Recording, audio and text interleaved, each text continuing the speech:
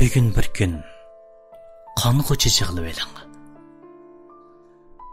Qalamda Toyirjon Yusuf. Ko'zlaringiz yig'lashga aralla turibdi. Ko'zlaringizni yumib selishdimmi, shunchalik tasdi saqlanyapsiz. İçingizda bir o't lavildab kuyuyotir. Maydingiz bijildab etishib, bearam bo'lyapsiz. Bag'ringizda bir o'rinning uzluksiz kuyishlarini sezmaganga selishga tirishyapsiz. Qaysi bir kitobda o'qigan har qancha qiyinchiliklarga uchrasangizmi, hargiz yosh to'kmang. Hech kim sizning yig'lashingizga arzimaydi degan qurlarni esingizga elib, yig'lamaslik uchun tirishyapsiz. Yana qaysi bir faylasufning yig'lash qo'rqinchoqlarning ishi. Qaysar kishilar o'lsimi yosh to'kmaydi degan so'zlari orqali o'zingizni qaysar qilish uchun kuch beryapsiz. Qaysidir bir yozuvchining har qancha ig'ir kunlarga qolsangmi, yig'lama. Do'stlaringning ko'ngli yerim bo'ladi. Düşmanlaring sana qarab kulishidi deb yozganlari qalb qo'llaringizda ayon bo'lib, sizni livingizni ching tishlashga undayotdi. Qachonlarda bir doktordan anglamagan yig'lashning odamni qiyirtib etadiganligi, salomatligingizga ig'ir ziyonli ekanligidek bir savat ilm esingizda. Shunga siz yig'lasam satlashib ketaman yoki qiyirib ketaman deb o'zingizni askartib turibsiz. Yig'lasangiz to'xtayolmay qiyilishingizdan ansiraysiz. Yig'lasangiz qiyirib ketishingizdan ansiraysiz. Yig'lasangiz og'rib qilishingizdan ansiraysiz. Yig'lasangiz boshqalarning mazoq qilishidan ansiraysiz. Yig'lasangiz texmi bechora bo'lib qilishingizdan qo'rqsiz. Undaqda yig'lamsingizchi?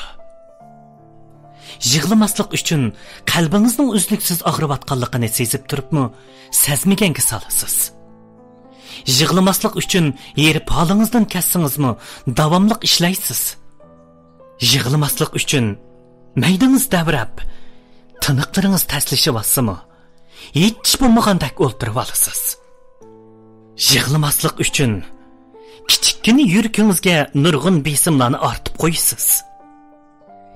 Yig'lamaslik uchun cheksiz azob, qayg'u, hasrat, nadomat, seg'inish piroqlarni ichingizga sig'dirishga majbursiz. Yig'lamaslik uchun hissiyotlaringizning erkini bo'g'asiz. Yig'lamaslik uchun ruhlaringizning charchishiga qaramasdan tanlaringizga jafoni zo'rlab tangsiz. Yig'lamaslik uchun urak, burak, yurak sanjiqi va hokazolar bilan ichki a'zolaringizni kodan chiqarasiz. Siz yig'lamas bo'ldingiz, ammo sog'lig'ingizni yo'qotdingiz. Siz yig'lamas bo'ldingiz, ammo qayg'udan azoblanishni, baxtdan huzurlanishni biladigan qalbingizni o'ltirib etdingiz. Siz yig'lamas bo'ldingiz, ammo hijron bilan visol, shodlik bilan qayg'uni farq eta oladigan hissiyotingizni o'ltirib etdingiz. Siz yig'lamas bo'ldingiz, ammo normal odamlarda bo'lishga tegishli hissiy sezimlarning barini yo'qotib etdingiz. Do'stim, yana yig'lashdan qo'rqyapsiz. Yig'lashni yana azobning belgisi deb o'ylayapsiz. Esingizda bo'lsin. Hayotimizda, hissiyotlarimizda paydo bo'layotgan har bir kayfiyatimiz bizning besim uchirgandan keyingi normal qaytaradigan inkosimizdir. Bu xuddi bizning tam sezgimizga o'xshash muhimdir. Ochiq bilan tatliqning ta'mini tetiyamagan kishi faqat qornini to'yg'izish uchun yashaydigan kishidir. Shu esingizda bo'lsin. Ochiqmi, tatliqmi o'z vaqtida odamga lazzat his qildira oladi. Shuningga o'xshash kayfiyatimizdagi ta'mlarni to'liq tetib, inkos qaytaramagan kishi maydonsiz ham nishonsiz yashaydigan odamdir.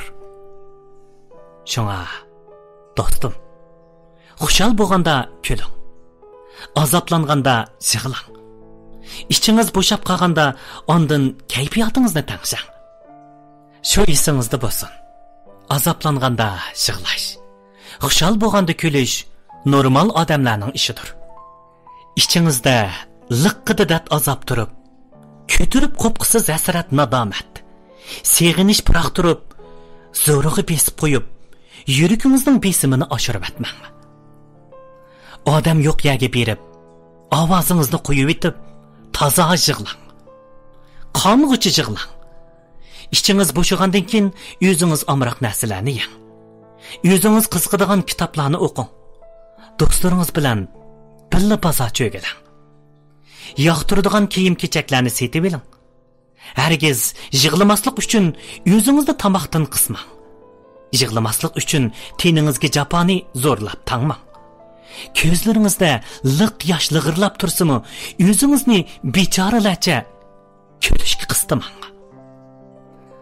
Unutmang do'stim, kayfiyatimiz besim, majburlash, zo'rlash bilan emas, balki erkinlik bilan ozodlikka erisha oladi. To'xtayanmaslikdan qo'rqib yig'lamaslik kayfiyatimizga qilingan ziyonkashlikdir. Yig'lash kerak. Yig'lab to'xtagandan keyin kayfiyatni tangshashni ham bilish kerak.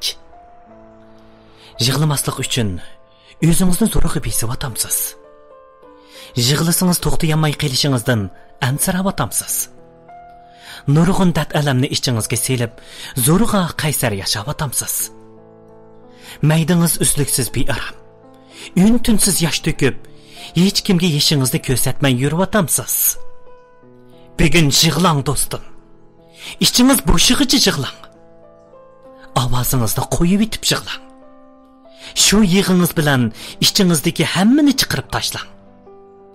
Yig'lab to'xtayanmay qilishingizdan ansirsangiz, amroq do'stingizning, suyimlik onangiz yoki dadangizning, qarindishingizning, suyimlik juftingizning bag'riga o'zingizni etib, u bo'ldi deguchi yig'lang. Yig'lab bo'lgandan keyin qaysarlik bilan yashang.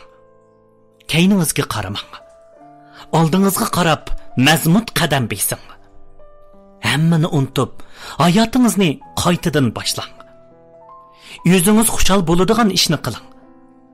Sap havodan to'yib nafas eling. Bozor aylaning.